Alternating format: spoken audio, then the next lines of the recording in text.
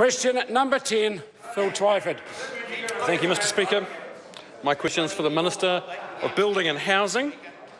Why did he say that the building materials industry needs a shake-up through increased competition and greater transparency to ensure Kiwi families can get access to more fairly priced building materials and homes? Mr Speaker. The Honourable Dr. Mr Speaker, I said it because it is true. It's why the government in Budget 2014 removed tariffs on many thousands of building products. It's also why we announced last month changes to anti-dumping duty law.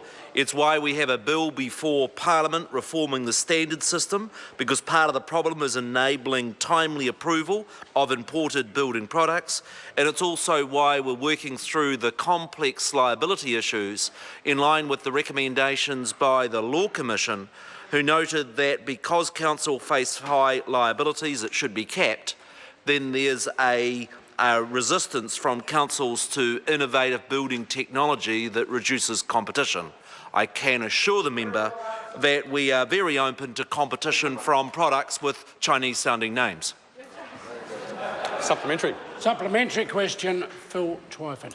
Why has he done nothing to address the anti-competitive rorts in the building supplies market that are adding tens of thousands of dollars to the cost of a new home, even though the Productivity Commission told him all about these rorts 4 years ago?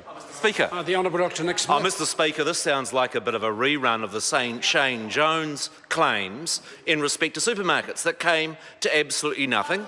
If the member has evidence of anti-competitive behaviour occurring in the building industry, then I'm happy to receive the information and to take it up with the Commerce Commission. I noticed the Commerce Commission did an extensive inquiry into the issue around plasterboard, and apart from the issue around the duties that the government has addressed, was satisfied that there was no breaches of the Commerce Act. Supplementary. Supplementary question, Phil Twyford. Does he agree with the Prime Minister, who said yesterday that, and I quote, "If people feel the system isn't delivering for them, there's a number of avenues they could follow," unquote. And if so, what are the avenues open to people in the case of plasterboard, when Fletcher's Jibboard has 94% of the market, it has sweetheart deals with the 4 major retailers and owns the 5th one? Either of those two supplementary Mr Speaker, I'll draw the member's attention to the very comprehensive report by the Commerce Commission into the specific issue of plasterboard. I'd also note since Budget 2014, when we removed the anti-dumping duties, that we've seen almost a doubling in the amount of plasterboard imported from Thailand. I'd also note that one of the key issues is actually both designers and councils continuing to specify the tried and true, and that's why the government is making changes to the Standards Act and to liability laws to encourage a greater and wider use of alternative plasterboard products. Supplementary. Supplementary question, Phil Twyford. Does he think that these anti-competitive kickbacks, rebates and sweeteners, like Fletcher's flying 150 Auckland builders to the Bledisloe Cup match in Sydney, have anything to do with the fact that the German company Knauf, the world's second biggest supplier of plasterboard, wasn't able to put a dent in Fletcher's 94% market share and have given up?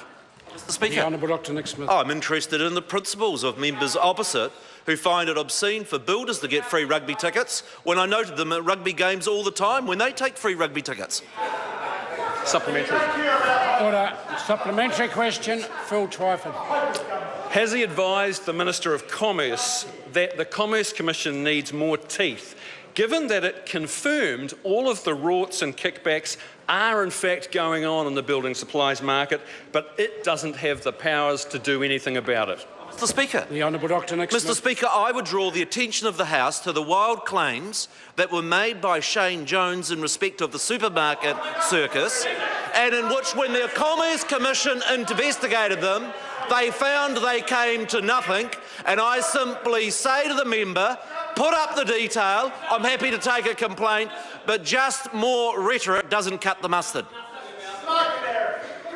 Order. Order. Not mine. Stephen Browning, question number 11.